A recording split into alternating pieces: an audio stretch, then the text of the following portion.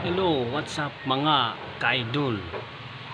Mapagpalang araw naman po sa ating lahat. Araw ng Lunes.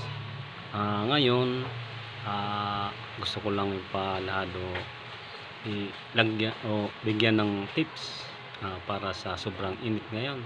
So, importante ito. Kaya makinig kayo. Makinig kayo. So, ang una nating gagamitin pag mainit ay yung payong.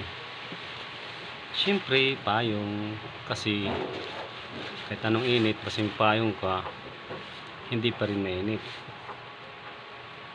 Yan na, payong.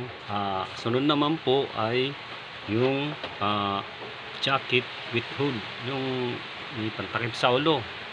So, kagaya nito. Yung jacket na may hood. Importante po ito pag mainit kasi medyo likan tayo, may panlaban sa init. Tatlo naman po yung sunglass o kaya yung shade.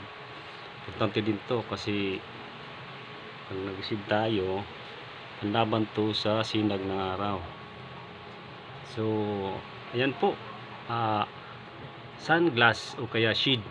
Yung pang-apat naman po ay importante din po yung sunscreen na lotion para sa araw, lalo na pag naliligo sa dagat o kaya sa may swimming pool.